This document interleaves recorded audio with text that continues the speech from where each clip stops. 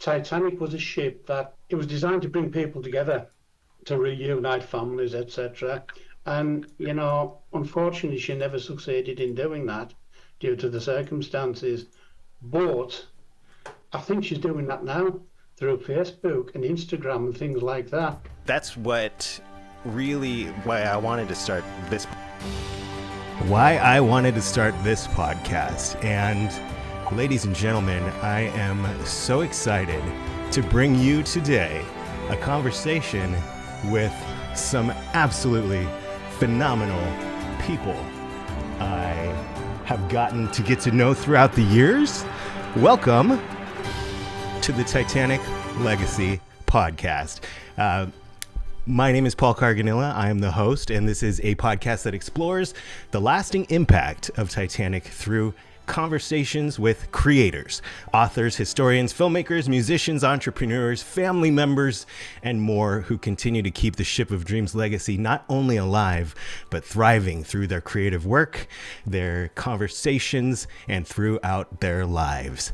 I'm so excited that you're here today, and I'm excited to bring you a roundtable styled conversation with several key survivors' family members. I have had the absolute pleasure of interviewing each of these lovely individuals for previous episodes of this show. So I've had the opportunity to ask my burning questions. Today I want to invite you to ask yours. Anyone out there in the YouTube live stream, if you've got a question for the group or any individual, please feel free to drop it in the chat box as we go along the show here. And as I value everyone's time, I shall attempt to waste no more of it. Let's introduce our special guests for today. In alphabetical order, we have the honor of being joined by Helen Benziger, great-granddaughter of the unsinkable Molly Brown, or Margaret Tobin Brown. She's here on the phone. We have Michael Goldsmith. He is the grandson of Frank John William Goldsmith, joining us from the state of Ohio. Hello, Michael. Angelica Harris, author of Titanic, The Brothers Peracchio, the niece through marriage of crew members Alberto and Sebastiano Peracchio. Peracchio. I always get it wrong.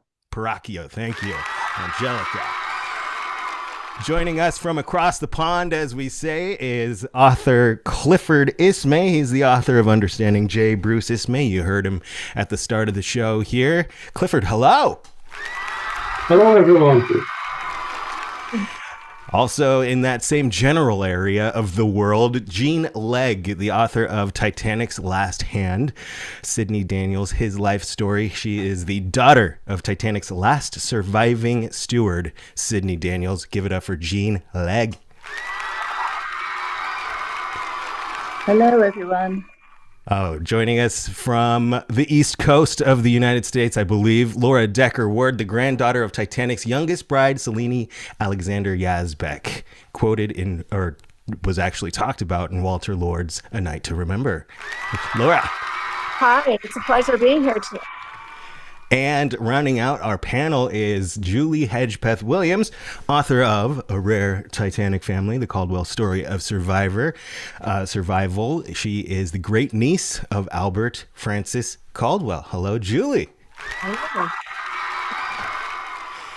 All right. Now, I want to say hello to everybody out there in the live chat. And again, feel free. We invite you to join the conversation, drop anything you have for any of our guests in there. But I do have some updates I wanted to get from some folks coming up I saw on Facebook.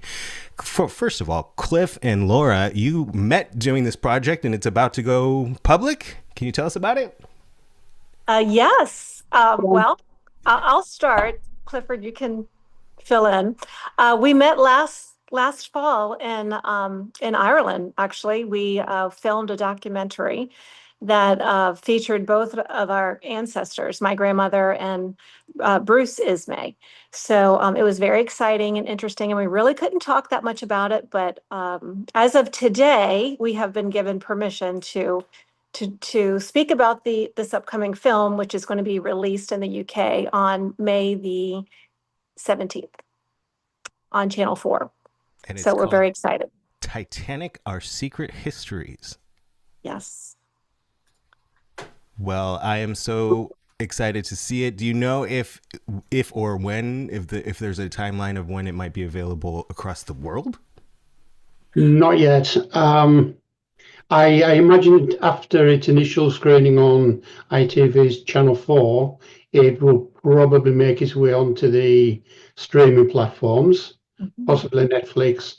Normally, in my experience, I've found that anything that's released in on your side of the pond, on the US, it usually takes 3 to 4 weeks before it's kind of available over here in the UK. So I imagine vice versa, it will probably be about 3 or 4 weeks, possibly, when it's going to be available to the US as well.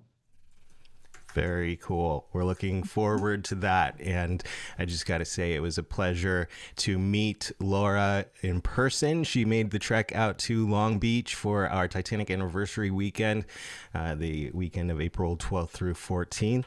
And what a sweetheart she is in person. A lot of people, you meet them on Zoom and they're very nice, but then you meet them in person and it's like, what happened to Zoom you? I felt the same way about you, Paul. I felt the same way. And it was such a great experience. I encourage everyone to go next year if they can. Was just amazing being with so many people who are crazy about the Titanic, about its history, about every single aspect that you can even imagine. And I was surprised. I had no idea there were all these different elements of fascination, but it was quite an experience and I loved it and can't wait to go back. And the location itself, had you ever been there before? No, I had not. We lucked out. It was beautiful weather. And yeah, I mean, it was a great location, Long Beach, and the Grand Prix was going on. So that was exciting. And the restaurants were incredible. And the ship itself was amazing to see because it just gave off so many Titanic vibes. Definitely. And Michael, you just mentioned you'll be on the Queen Mary 2 soon. You want to tell us about that? Yeah, so in 1965, my grandfather took my grandmother to England on the Queen Mary. This being the 50th anniversary, it's also about the 50th anniversary of me wanting to go. So around 1972, I said, I want to do this. And I found out last year that the Queen Mary 2 was the only ocean liner still making the journey between England and New York. And I said, well, now is a better time than now to book passage. So I did because she is halfway through her service life. She's built to last 40 years. She's now about 24 years into it. And so, yeah, it's a lifelong dream that came to fruition. And in the past year, I've not only booked a passage and paid for it, but since January, I've booked all the things that go with it. The travel within the UK, because I want to do rail travel. The places in the UK I wanted to go to, like I mentioned, Rochester Castle and Loch Ness for Inverness, rather than going to the major tourist areas. So rather stay minor, except for, of course, Belfast. So I'm retracing my family and the Titanic at the same time. Amazing. And Belfast, as we were chatting right before we went live, it's just an incredible location. You can go stand in the drawing offices, stand in Thomas Andrews' office, hit the dry docks. The museum there is just, if you are a Titanic enthusiast, this has to be at least on your bucket list if it's not in your near future.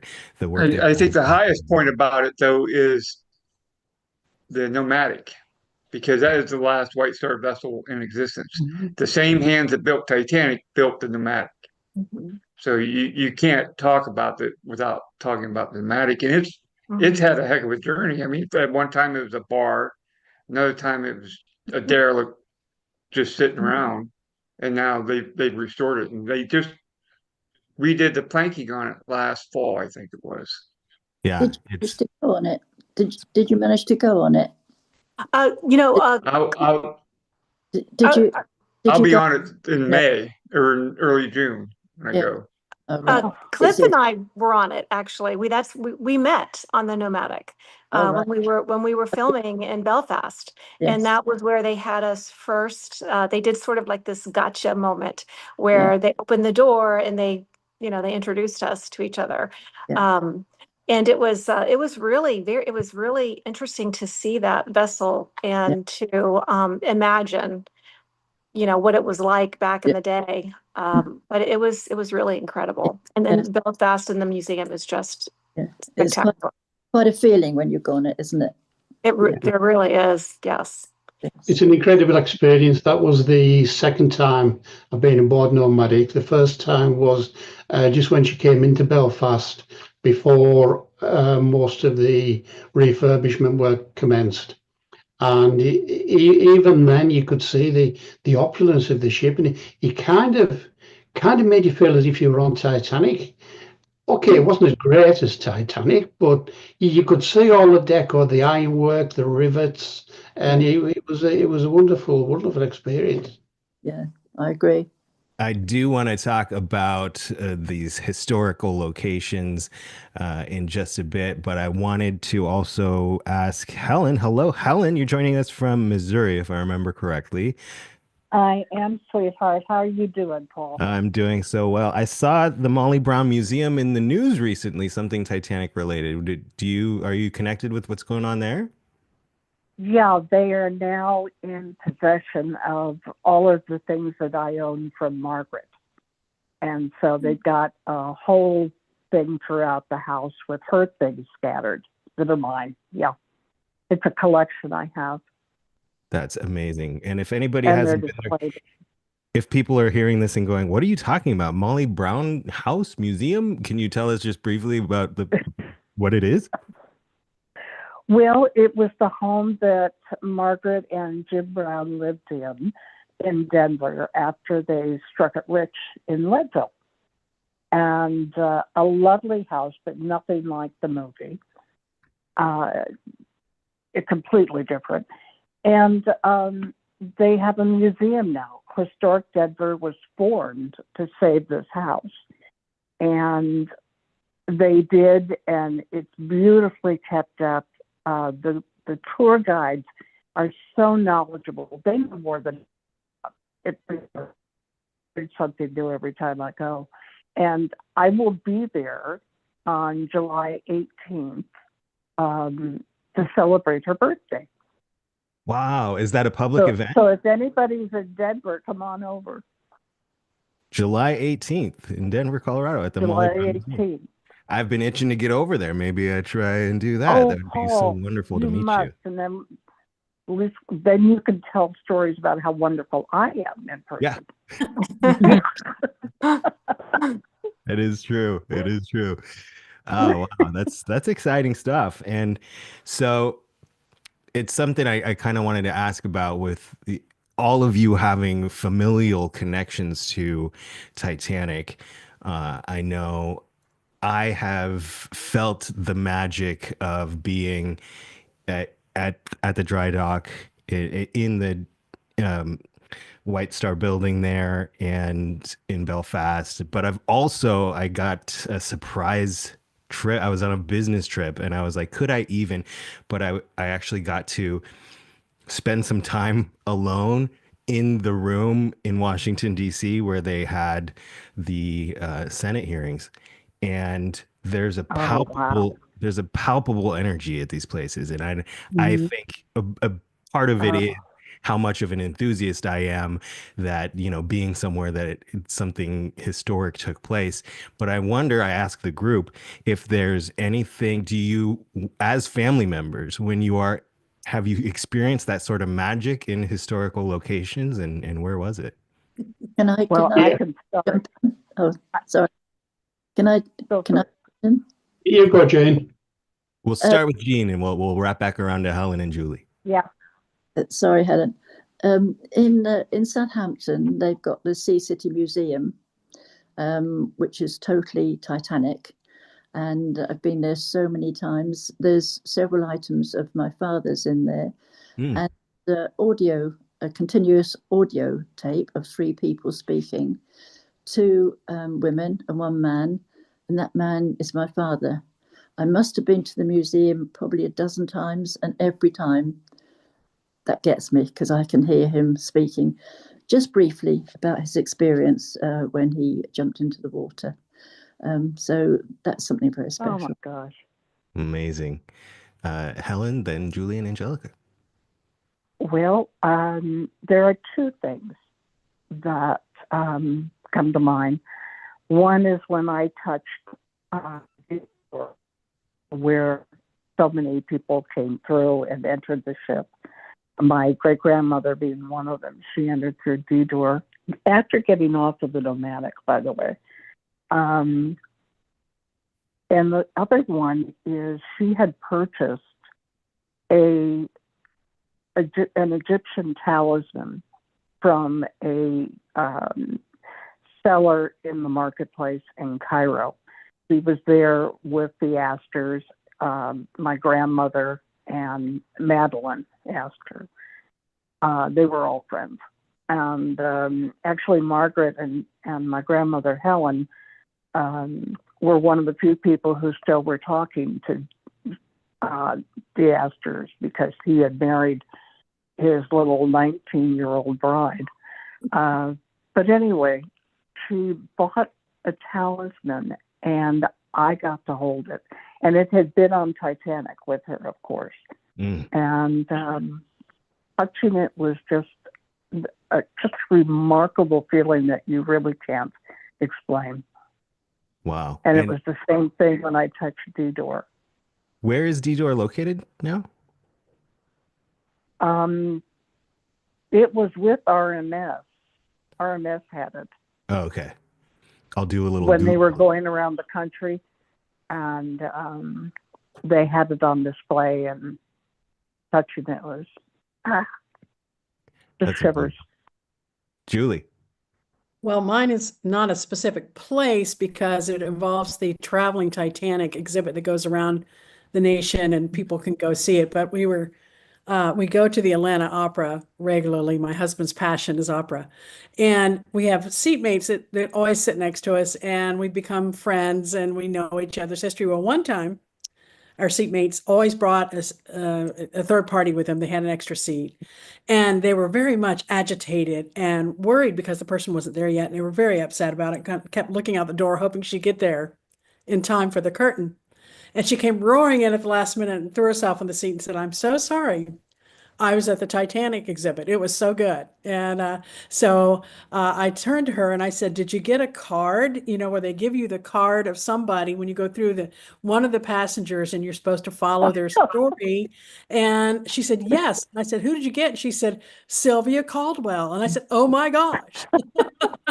My family is the Caldwells, and there's Sylvia there in a photograph taken on the deck. She's got her elbow up on the railing there. But I said, "Oh my gosh, my great uncle was married to Sylvia Caldwell, and I knew him well. I know their story." We just started talking, blah, blah, blah, blah, blah. Now, remember, we were close to curtain, and we could not stop talking. And finally, the usher had to come over and shush us. I still thought, I went there, we were at the opera the other day, and I thought, oh gosh, I remember the time I got shushed because I couldn't stop talking about the fact that Sylvia had, found her way into the seat next to me, basically. And we had a really good time. That was a blast, even though I got in trouble. What a That's lovely incredible. memory. Wow. That's fun. Well, according to Google, the D-deck door is now at Pigeon Forge at the museum there. That's still on my Really? bucket list, going over there. Can I mention one other thing, Paul? Absolutely, and then we'll get to Angelica. In London, there's the National Maritime Museum, and I was invited by the curator to have a tour behind the scenes, so to speak, things that weren't on display. And you may all be familiar with the story of the pig that belonged to an actress. And she also her shoes, and I saw and held both at the Maritime Museum, which was quite something. Wow, Yes. that's neat. Angelica. There are several places. The first place I remember vividly, I had gone to Nova Scotia in 2017 to do my final research, and I was with my publishers, Deanna Ryan Meister and her husband Neil. Those are the ones who created my book, helped me create my book. We had gotten to Fairview Lawn Cemetery, and putting my hand on Luigi Gotti's gravestone was just mind-blowing and heart-wrenching to me, because he was my uncle's boss. And so they weren't found. And all I know is, putting my hand on their grave, I could actually feel my uncles on both sides. It felt like I was home finally, because Wow. they were never found, and they don't have a grave. So at least I know that Luigi knew them, and they were closely related in work, working for them, working for him rather. And also, I'll never forget when we had our first commemoration here in New York City at the Titanic Memorial Lighthouse. My friend Adrian Saker, who was the president, I'm the vice president, a descendant advocate, putting a wreath at the Memorial Lighthouse, I felt like I finally had a grave for them. I finally had a place to lay a wreath. I finally had a place to say a prayer, and to feel as though they were honored, because everyone knows what happened with the Alucard crew and the controversy over so many things at the night of the sinking. So for me to have Luigi's gravestone and the Memorial Lighthouse to put my hand on, it became so much more reality to me of what happened to them. And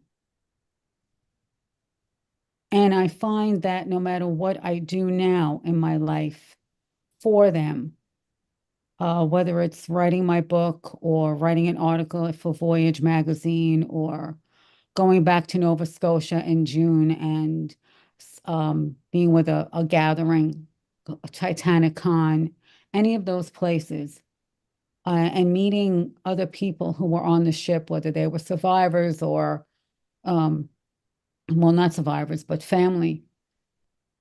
I know that they're with me. And I know that, they have a place, that there is a place for them, even though history kind of took away that place for them. So, yeah. And that's really why I started this podcast, and why I started the episode with that quote from Cliff from our first episode. Sorry, I don't know why I'm blurry right now, but don't adjust your screen. You haven't been drinking too much. My camera just got blurry. But I was just tired from work. seeing how many people are still creating work, whether it's writing books or creating presentations that then we're talking about Titanic, we're preserving her history and forwarding her legacy. I've been a Titanic enthusiast really since I can remember when the Ballard found the wreck, and I was sitting on my grandparents' couch looking at their National Geographic, and that's when I first got pulled. But you look around in the world today, and it feels like she's more on fire than ever, as far as like people are so passionate about her story and sharing stories, and that is what makes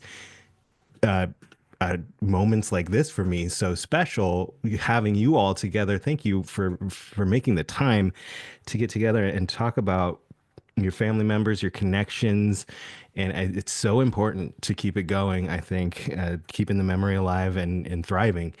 And Can I pick up on that, Paul? absolutely.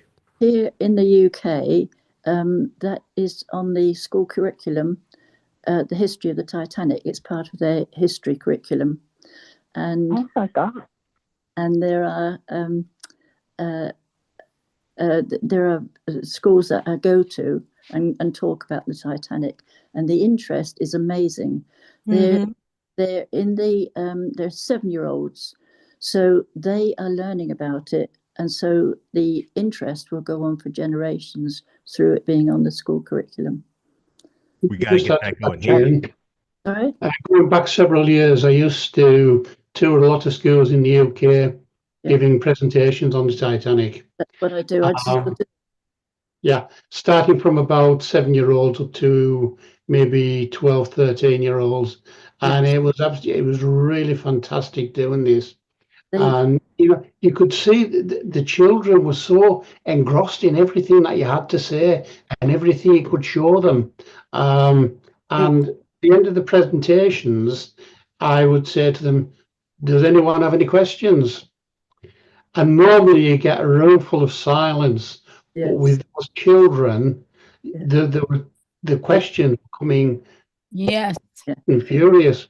I think, to be honest, I think the most common question I had asked was, Mr. Ismay, were you on board the Titanic? Well, Me too. yeah.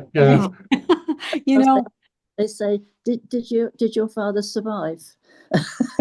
Well, I'd be here if he hadn't. No. And I get questions about my grandmother, like, is she still alive? Or, just, I don't know. I think here in the US, there is such a fascination. And I meet people just of all ages, and the youngsters, the middle schoolers, the primary school kids, they're all, I don't know if they're learning it in school. I don't know where it's coming from, but there seems to be, I agree with you, Paul. I think there's more of an interest now than there was, say, 20 years ago. It grows year on year. When I go to schools, I always bring this picture with me, and it's of my uncles, Alberto and Sebastiano. And whenever I hold this picture up, the kids, they'll come over to me. Can we touch it? Are they real? Can we touch it? And, when they touch it, I think for them, it's like touching a piece of history. They're touching the Titanic. And it's just to see the light in their eye, it's touching history. It's something that I feel is an honor to be able to bring their legacy, or to bring all of our legacies to the community, because we are bringing them history, living history of the I have Titanic. a letter that my father had on the Titanic. It's very water stained. It's still legible in places, and I don't take the original because it's too delicate, but I have a copy of it, and I show it to whoever I'm speaking to, whether it's school children or social groups, and they just want to just look at it and think, wow, and it's only a copy, but as you say, they want to touch it because it was on Titanic. It wasn't the original. We kept it in at home. It won't. It will go into a museum. The original will.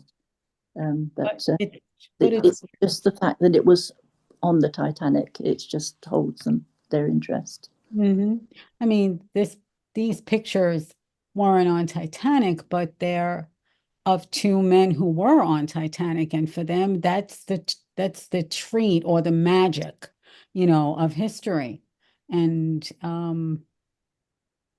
it's just amazing. For me, it gets very emotional, but for them, it's magic. And what I think we do too is we make them want to learn more about history. It's keeping history alive.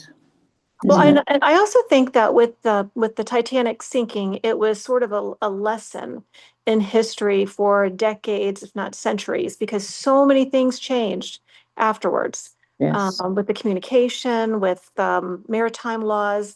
And I think one of the reasons why the interest endures is because there is sort of a morbid curiosity about all the terrible things that happened. And then you compare those to all of the heroic things that happened. And because only 1/3 of the passengers survived, It's tragic because that didn't have to happen. I don't know. I think that's part of the interest, is that it was just so horrifying, and yet so many lessons were learned at the same time, and things changed as a result. And I think kids in particular, the younger kids who are fascinated with this, I think that's something that they can really grasp. They can hold on to that. So I think that's one of the reasons why it still, it prevails. And I don't think I don't think the interest is dying down. I don't think it's going anywhere. I think you're right, but also it was the class distinction, wasn't it? The first classes, they, first in the boats, and I think that class distinction was also very, very prevalent at that time, and I think that's another lesson learned. Yeah, absolutely. And I think that the class distinction in the lifeboats wasn't because of classes; it was location oriented. The first class were closest to the boats. So of course they were to the boats first. The second class were even closer than third class. Mhm. My family didn't move up to the boat deck till 2 o'clock and left at 2:05. Mhm. But that was because of location. They were far back below the well deck in the aft portion of the ship.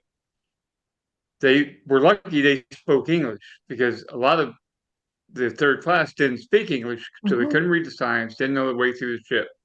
Yeah. So, we can sit here today and look back and say, well, it should be this way, it should have been that way. But that is a misnomer, because at that time period, they didn't have loudspeakers to get people up to the boats. They didn't have, everything was done word of mouth, which just takes time. And when you have a ship that is 883 feet long and has 5 decks of passengers, you've got a captain that's dealing with what's going on with the ship. He's delegating authority here and there. Some people are taking his words word by word and letter of the word and following his orders. Others are interpreting his orders. He sent numerous word down to get the passengers up to the boats. But by that time, the third class passengers had to go through the barriers, both locked and unlocked, and crew members that barred their way to get up to the boats. So we can sit here and say, well, the law should have been this, but Titanic was totally in line with maritime law at the time. The builders were waiting to find out what Board of Trade was going to do as far as lifeboat capacity. Well, they never made a decision, so they went with what they had. And I think that's a big reason that we're still talking about it, is the aspect of Monday morning quarterbacking it, right? All the lessons we learned. And I'll get to you in just a sec, Julie. I just wanted to say, before I forget, based on something that was said recently, like how important it is for you all to be doing what you're doing. And I appreciate you. I went to TitaniCon a couple summers ago. I met Julie in person. I met Michael's uncle in person. And for you all to be spending your time keeping the story going and going to these events and sitting down for these live streams. I know I asked for a half an hour from y'all, and we're going a little bit over, but I appreciate every minute that you continue to keep your ancestors' stories alive. And before we address a question from the chat and then wrap it up with something Angelica's going to share with us, Julie wanted to mention something. Yeah, one of the questions I get is, oh boy, weren't they stupid not to know you should have a lifeboat for every person? And it has been starkly clear to me, because I'm a media historian in my other life, and my favorite time in the media started out in the colonial media. So all my research back in the day was in colonial media. Well, one of my colonial editors was run out of town, gave up, sailed for Antigua, where he had a daughter. Well, they only knew the boat went down because first the boat was late. Then they started waiting for the boat, and they waited longer for the boat. And finally they realized the boat had sunk and everybody was gone. That's the only way they knew. So you see the Titanic at the end of that era, because the Marconi, the radio, had just been invented. But for eons, the only way you survived a shipwreck was if it was at land if they ran into the rocks near land. Then you could get into the boat and row. And that's why a few lifeboats were as good as a bunch, because you would drop people off and take them back. But in mid-ocean, if you got into a lifeboat, what would happen? Nobody would know you were there. You would end up, dehydrating or falling out or drowning or whatever. And so that the Titanic was right on that bubble when they suddenly had the realization, when the Titanic was the big illustration that you can actually call for help, even in mid-ocean. But that's why the Titanic had too few lifeboats, because at the time, up until that time, it was considered, lifeboats were considered a man overboard situation or a rowing to the shore to drop people off and then coming back because you ground up on the rocks, Right. And Titanic illustrated like nothing else that, the radio changes this immensely. So that's a question I get all the time. And I really think, based on my knowledge of the colonial era, that was the answer. They had just not advanced into that modern technology thinking.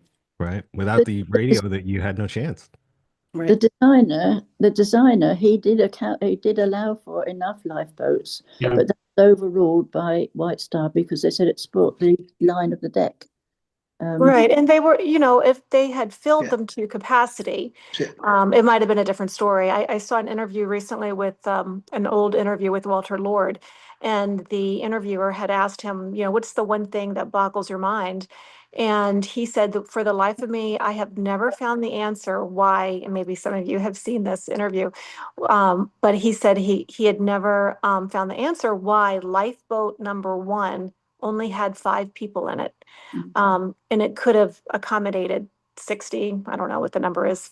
And so, when you think about that, that's 55 less people that could have survived, and, their lives could have been, meaningful and could have changed history. So, we'll never know. There's so many answers. There's so many things we just will never know. If only, isn't it? If only such and such. It was so many things went into that disaster. Right.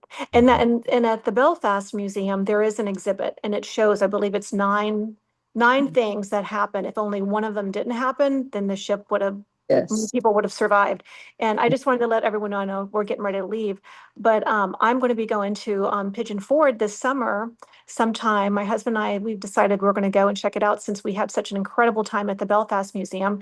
So, Paul, I'll let you know what I think about it, since I don't think you said you haven't been there yet, right? Yeah, and ask for Jody.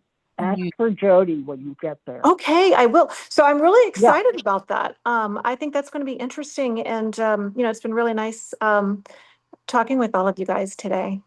And when you mentioned Belfast Museum, there's so many other places within the UK, because there's the British Titanic Society, and I belong to it. Each year we have a convention, and we stay at different places. And in the North Museum. Oh, Jean, I'm going to be in London this summer. I would love to. Is that something that I could go and visit or attend? What was that? The convention? The convention meets every April around the disaster, around the... Oh, okay. But if you were interested, you could come as a guest to the conventions. This coming April, we meet in Cove in Ireland. Oh, awesome. And that's where a lot of the third class passengers left from. Cove, the second time we've been there, it's lovely. There's, as I say, we've been to Belfast a few times.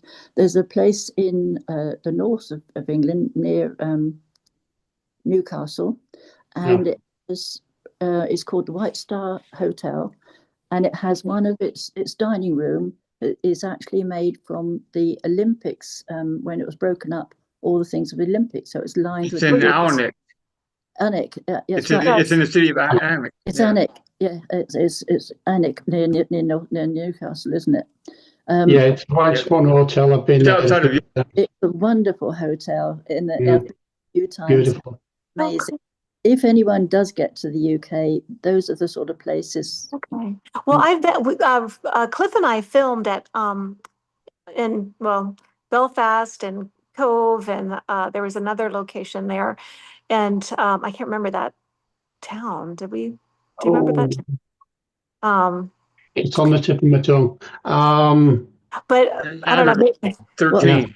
Falmouth. But anyways, the view from Cove or Cove, however you say it, the old Queenstown location is absolutely amazing. I'm surprised there's not more there that honors the history of the Titanic, but I suppose that would kind of mar the beautiful view where you can just stand there and imagine what it was like to board there and see the ship The convention sail is going off. to be there next April, and if anyone, If you go to the Maritime Museum in London, yes, the Caird Library has a lot of stuff that Waterlord that's right. Yes, wrote to. actually, Library. I have been there. Letters from my grandfather there.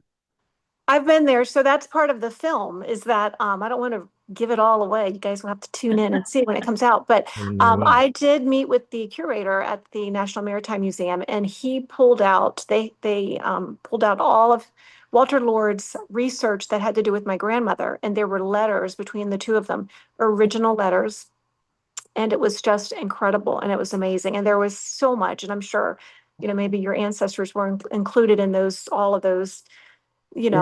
All the information that they had, they just pulled out that one that pertained to my grandmother, but it was absolutely amazing. That was a highlight in my life. Probably that, and then also going to Pier 54 in New York City, where the Carpathia had pulled in, which is where my grandmother would have, where she arrived in New York City with a broken heart. And but anyways, it was all of these things, and you all have experienced very similar. The museum, as you where they had this. I'm sorry. Amuse the children. Sorry. Go ahead, Jean.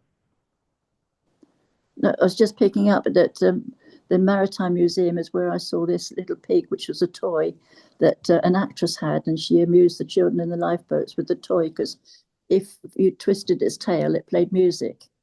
And that pig is in the Maritime Museum. Laura, the place you were talking about was Crosshaven in Southern Ireland. Oh, yes.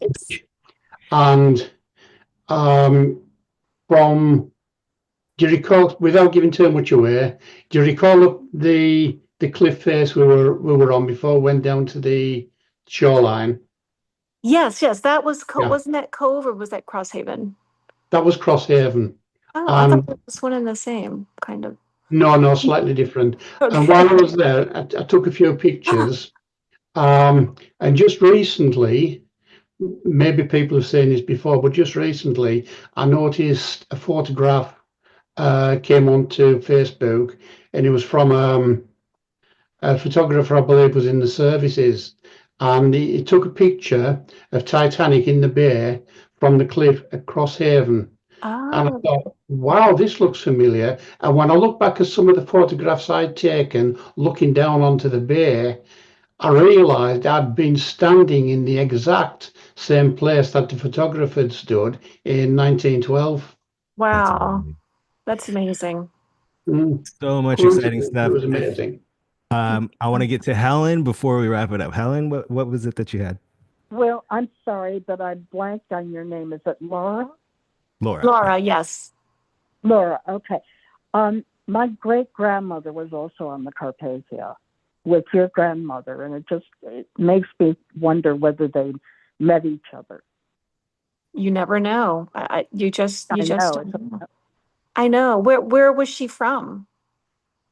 Where was your great-grandmother from? From Denver. Okay. Well, my grandmother did not speak English at the time, so she was just 15. She was a bride. She was on her honeymoon, and she lost her husband.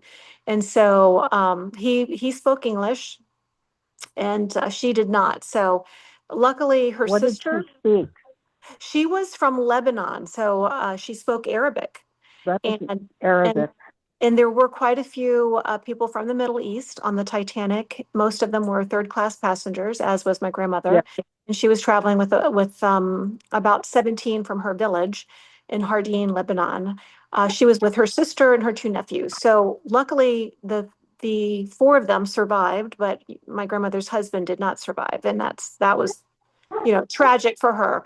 But I'm sure that you never know. You just never know. They could have brushed shoulders when they arrived on they could have shared a blanket. Yeah, she was, she was traveling first class. And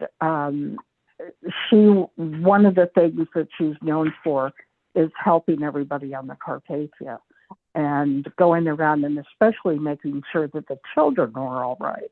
Mhm. And at 15, your grandmother would have been considered a child. I bet, yeah, probably, but she was still married. But I know, it's just but shocking. But yes, it's true. But she was with her two nephews, and I believe there was some trauma there because the boys, okay. one of them was, well, everyone got separated when they were on the deck, and my grandmother was able to grab her youngest nephew, and then my grandmother's husband put her into one of the last lifeboats, collapsible sea.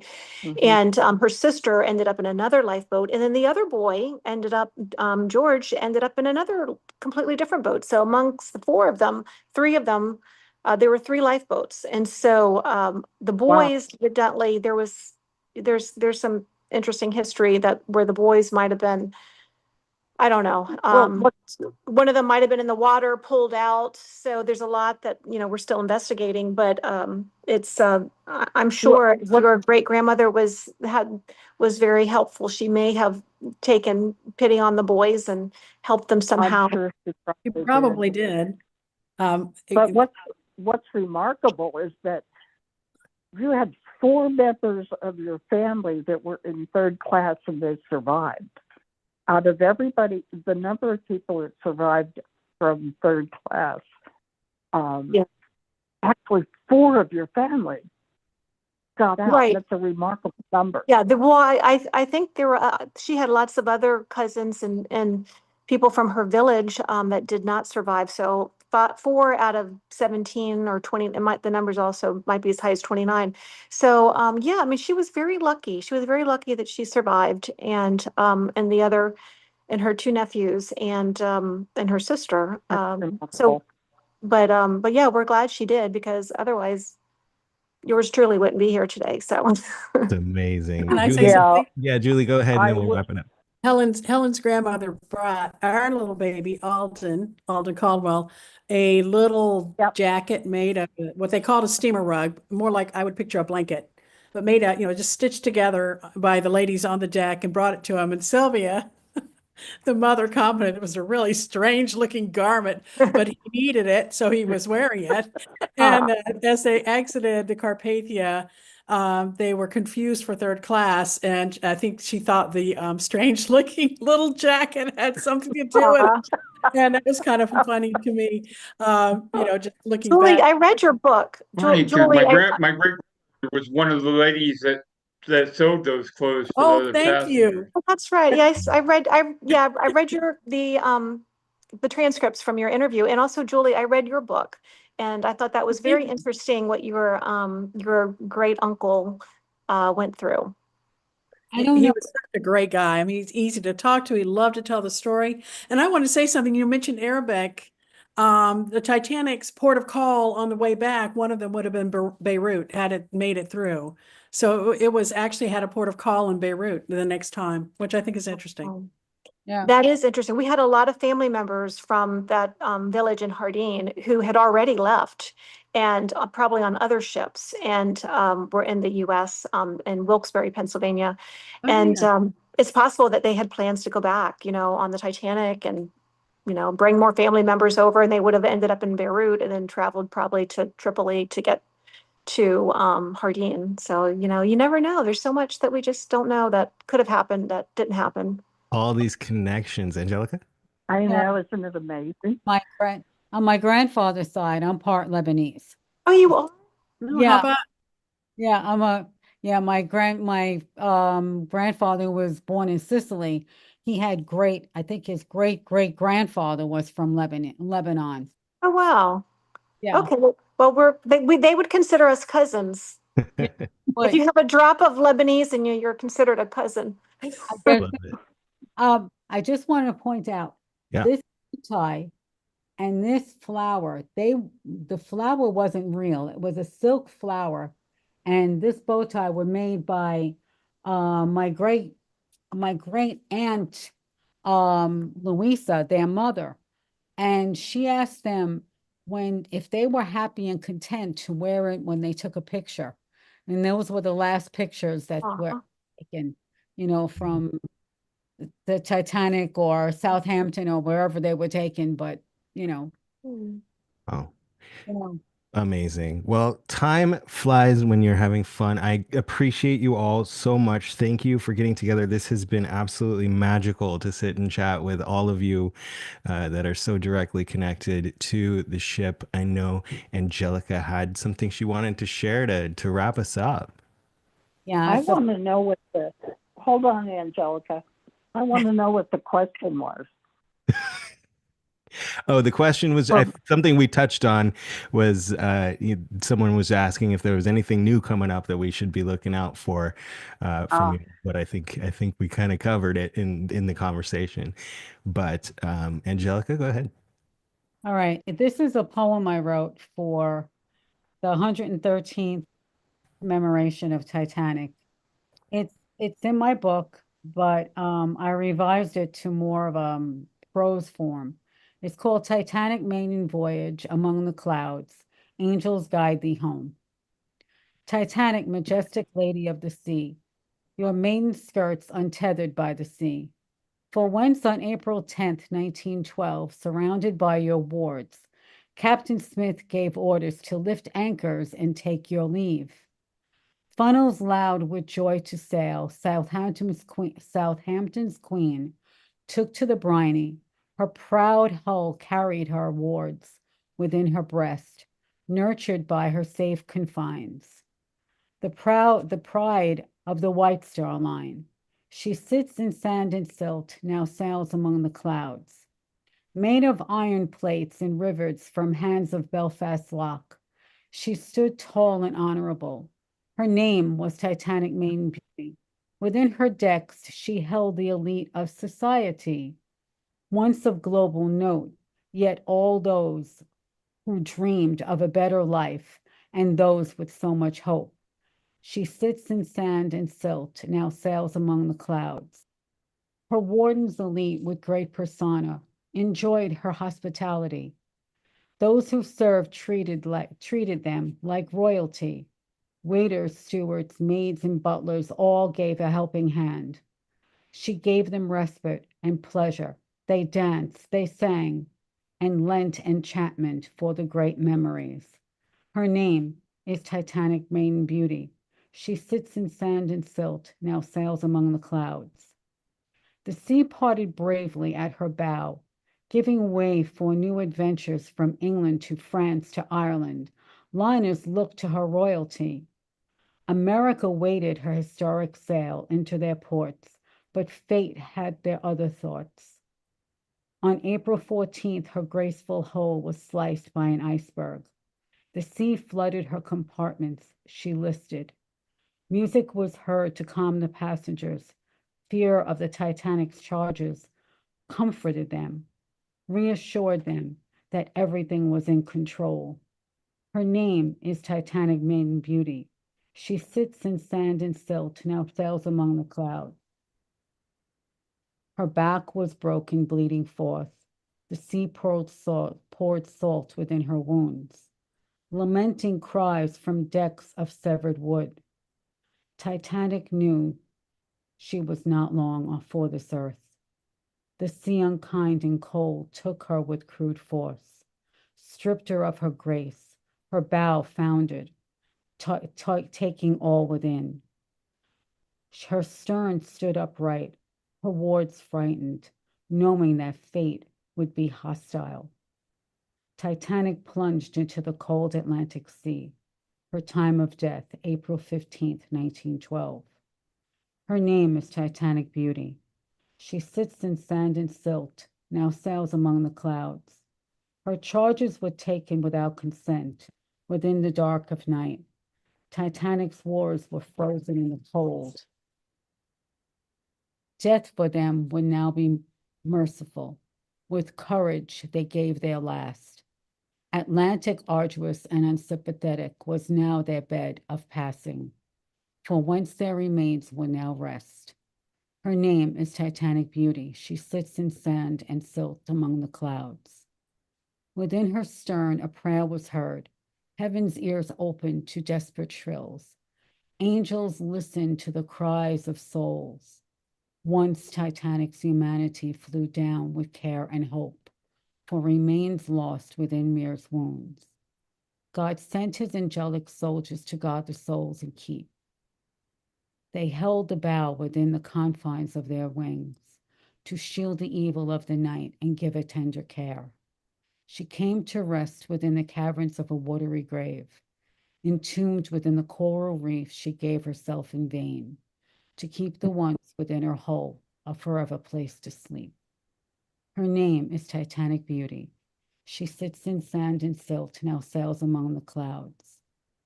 Lifeboats had no recourse to save the ones who survived. But there was no absolution, their souls wounded until God would call them home.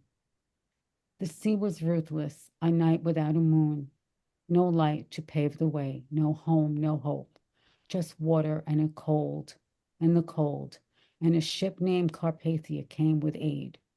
Yet grief was the only warmth their hearts would find within that brave and comely ship. Her name is Titanic Beauty.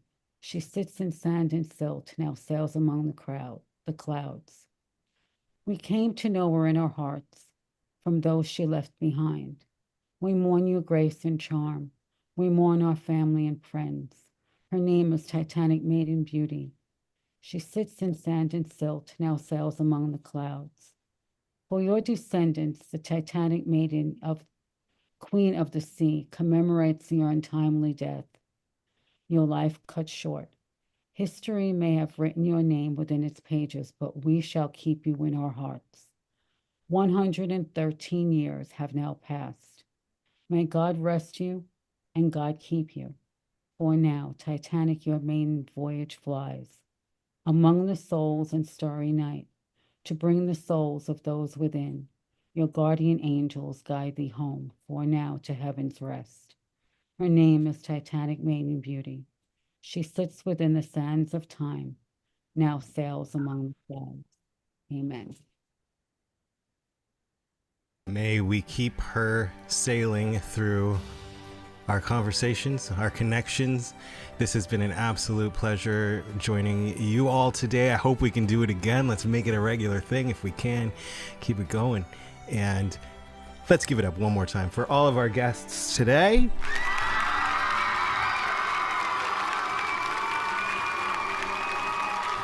And to everybody out there listening, thank you for spending your time with us here on Titanic Legacy. Until the next episode, seize the day, follow your heart's fire, and make each day count. Bye, everybody.